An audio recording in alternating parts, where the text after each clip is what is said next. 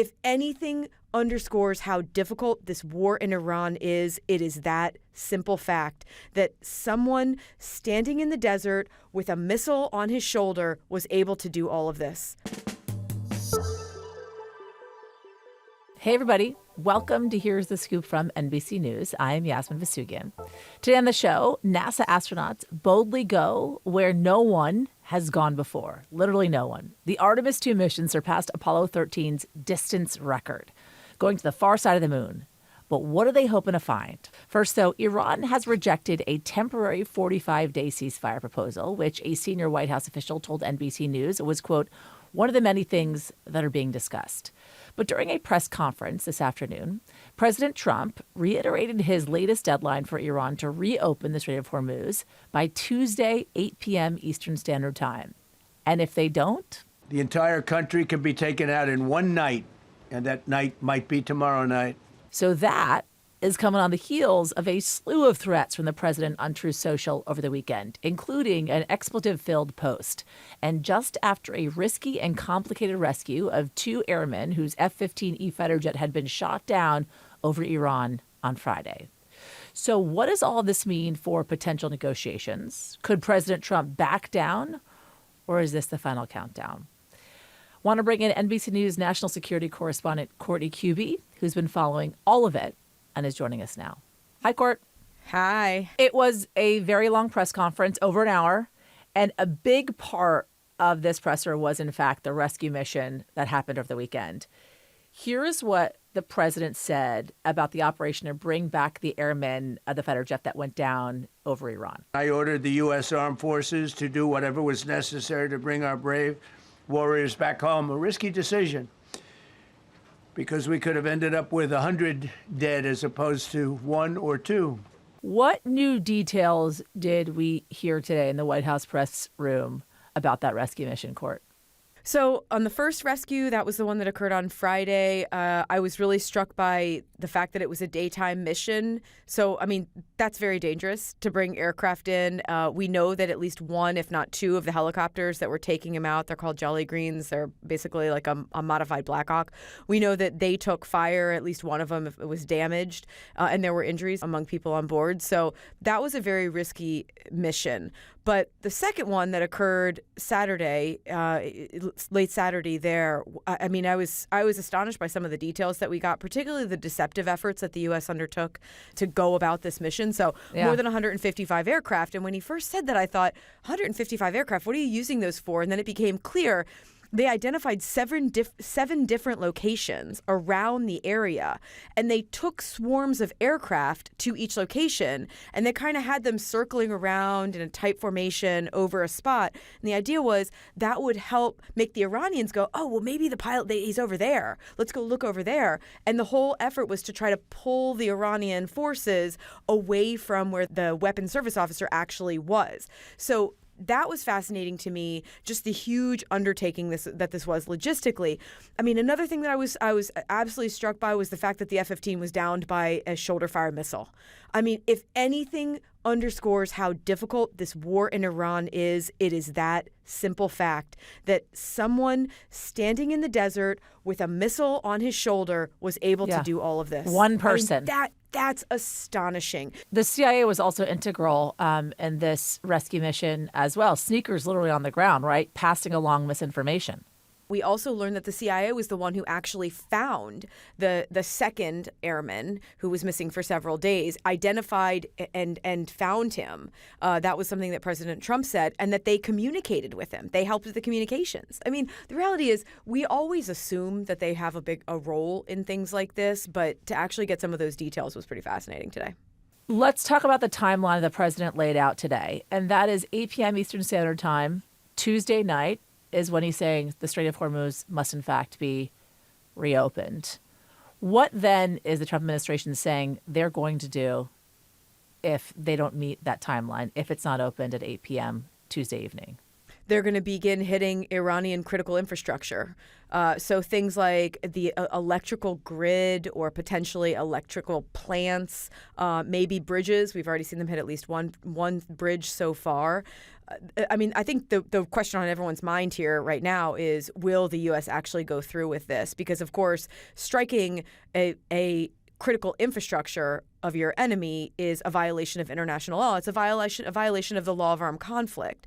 Now, there are cases where the military can make a case for striking certain locations. So, for instance, if there is a power plant that primarily services a military base or some sort of an area that is overwhelmingly military, or if it can be proven that facility or whatever it is directly supporting and having a real impact on the enemy's military ability, then there can be a time where lawyers will be brought in, and there's, in the U.S. case anyway, there's supposed to be this very rigorous process where they go through the pros and cons and where somebody determines whether the military side of this is potentially more important than the civilian suffering that could be imposed. So you hear the rhetoric from the president, right? You hear about this deadline, the potential of going after civilian infrastructure, which would be a violation, as you mentioned, of international law. Is there any reporting to suggest the president is, in fact, in his administration, is looking for any sort of legal loopholes to get around these potential violations? They've done it in the past. I mean, very recently. So look at the strikes on the boats in Southcom. There was a legal memo to justify that.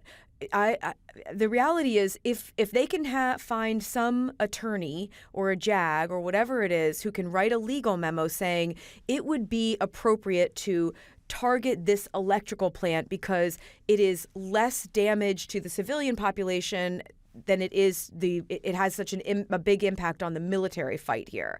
And by the way, a JAG, for those who do not know, is the Judge Advocate General's Corps. It's the legal branch of the United States Armed Forces. Is that an illegal order? If there is a legal justification for it?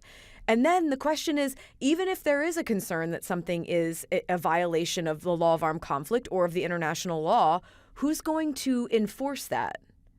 Generally, the way that this occurs is countries who are signatories to the ICC, the International Criminal Court, the U.S. is not a signatory to, they will speak up about it. But I don't know that we've seen a lot of people speaking up for when there are concerns about violations by the Trump administration so far in the last year plus. We've also heard of this 45-day ceasefire that's being floated. Iran has flat out, it seems, rejected it. The president said today that the United States has achieved regime change inside Iran, that the United States is dealing with a smarter and less radical leadership inside Iran. I can tell you from my own reporting inside Iran, no Iranian inside the country believes that regime change has in fact been achieved. Let's remind folks, the supreme leader of Iran right now is the son of the former supreme leader, who might be more conservative and more radical than Ayatollah Ali Khamenei was known to be. All that being said, is there any proof that there are actual talks happening? Is there any indication of who they're speaking with if they're still going through the intermediary of Pakistan?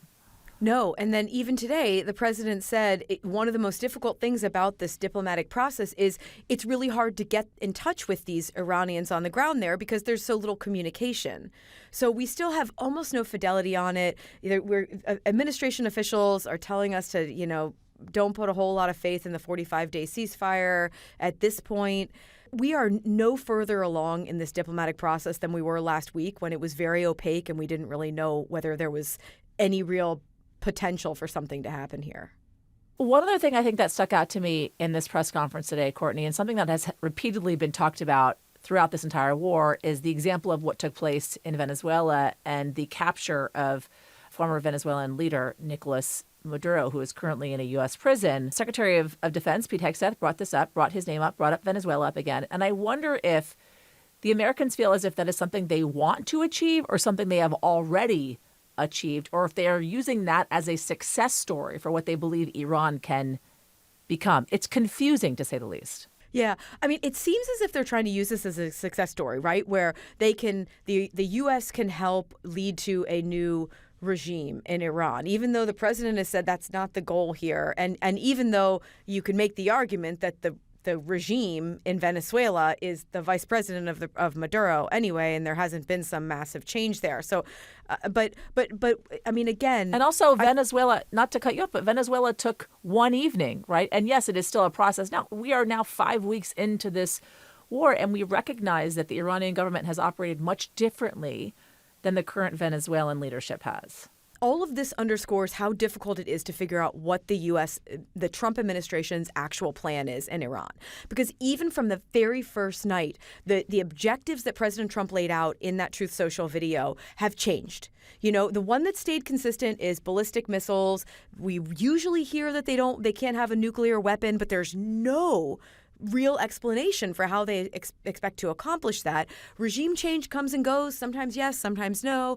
There's the question of their Navy, their Air Force, the Strait of Hormuz. Sometimes that's a priority, sometimes it's not.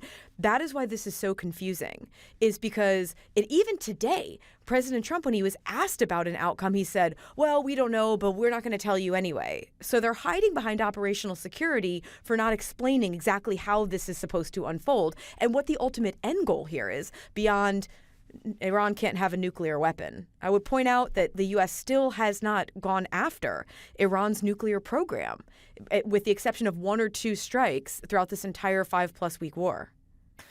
On a day like today, Courtney Kube is a wanted woman, so I don't have much time with her. So for that, Courtney Kube, thank you for the limited time you do have.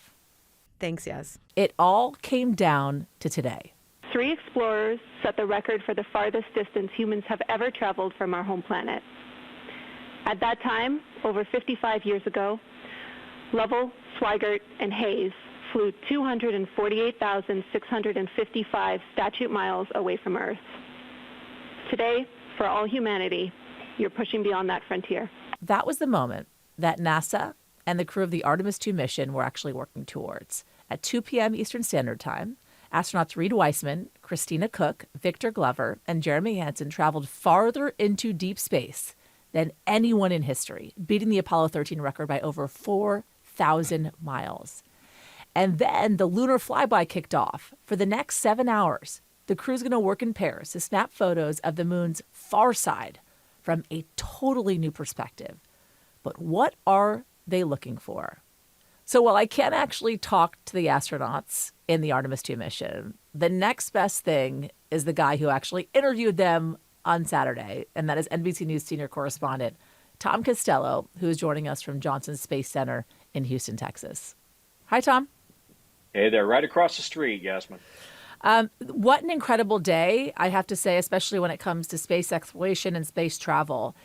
The Artemis II crew, I should say, has entered what NASA is calling the quote-unquote lunar sphere of influence. It is the first time humans have crossed that threshold in over half a century. What does this boundary, Tom, actually represent? And why does it matter both scientifically and then also symbolically?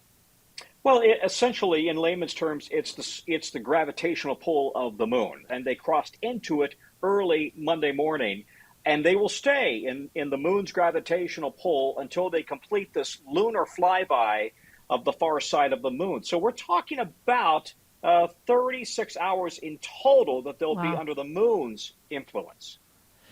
I want to talk about that lunar flyby, right? Because that is when they go on the far side of the moon, as you mentioned. And for 40 minutes, essentially, give or take, they're not going to have any contact with the Earth. What are they going to be doing in that time? What are they going to be looking for? What are potentially they going to be seeing? So this loss of signal or loss of comms is not at all unusual in space flight. But clearly, we don't have satellites on the far side of the moon, right? So if you put a moon between yourself and Earth, there's no radio signal that you can reach on the other side. Nobody's worried about this. NASA's not worried about it. The astronauts are not worried about it. In fact, they lose comms from time to time with the space station, so they're used to this. But during that time, that 40 minutes of silence, these astronauts will already have been hard at work, as you described, working in pairs to document, to photograph the far side of the moon. And here's what's different than when the Apollo crews went around the far side of the moon. They were really, as you said, hugging the moon. All they could see is what they were looking at out their window.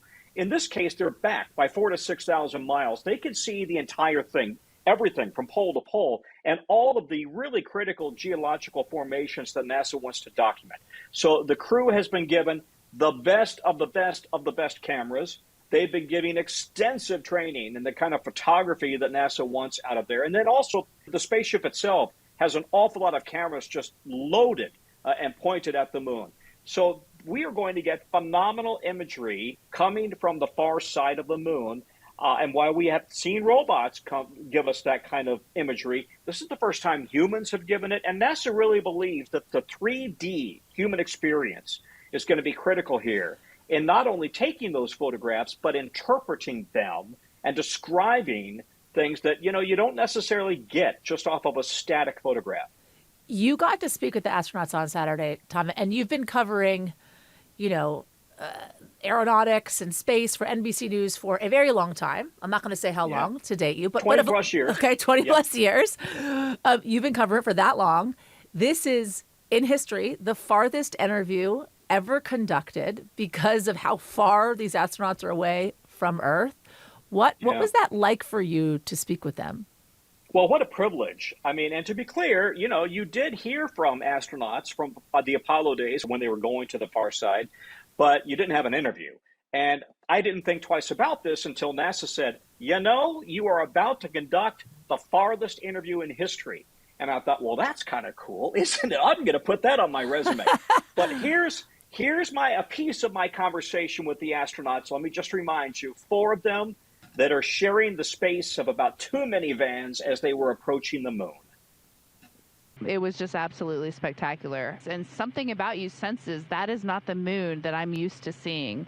And sure enough, we got out our lunar targeting information and we matched up and we're like, yeah, that is the dark side. Now, did you hear her there? She made a mistake. And listen, Christine and I, that's Christina Cook, and we've talked for a long time. And every once in a while, one of us says dark side versus far side. There is no dark side of the moon.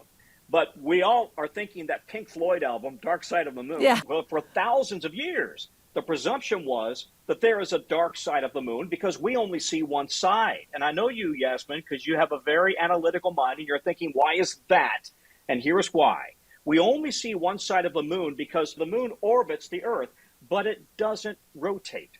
It's almost like, this is the best analysis I heard, the analogy. It's almost like a dancer that you are dancing with. And he or she is facing you, but doing a circle around you. And they never take their eyes off of you. So for 4.5 billion years, the moon has never taken its eyes, or rather, we've never taken our eyes off the moon. And it also gets sunlight, we should say. It also gets sunlight. What else did they tell you in that interview, Tom? I was struck by the emotions. Every one of these 4 astronauts is incredibly eloquent. And not afraid to share their emotions and not afraid to share their vulnerabilities. And all of them were talking about how deeply moved they were to look back at Earth and, of course, think about everything that's all the conflict that's going on Earth as we're on Easter and Passover weekend, but also looking out into the vastness and the deepness and the nothingness of space. And they all talked about how they feel so privileged on behalf of all of us humans, but then also it resonates with them that we are so alone and so isolated in this universe, and we really need to work together to live together and come up with solutions together. It's so interesting to hear that because as I'm kind of imagining myself, I oftentimes like to put myself in their shoes while they're going through it. The only thing I can think of is some of the pictures that we've seen so far, the images that we've seen so far, they seem so, as you mentioned, peaceful. You see what's going on Earth right now with, multiple wars happening and, everything that we are dealing with here on Earth and how it just must be so surreal to be so far away and looking at it as if it is just this magic, right? At the end of the day, everyone's got to work together because we are so privileged to have this Earth and to be in this universe. With that said, though, Tom, I do want to kind of ask you one more thing as we're kind of wrapping this up, which is there has been so much attention on this mission, understandably so. But last week, there were some proposed budget cuts to NASA from the Trump administration. A $5.6 billion cut to their budget for 2027, including a $3.4 billion cut to the space agency's science unit. This mission is going to end on Friday, when the astronauts return to Earth with a splashdown in the Pacific Ocean near San Diego. How could these cuts affect future missions? Yeah. Well, listen, I think that's a very good and open question. And if you talk to the NASA administrator, he was on television over the weekend saying that They're just going to do more with less. Okay, that's easier said than done.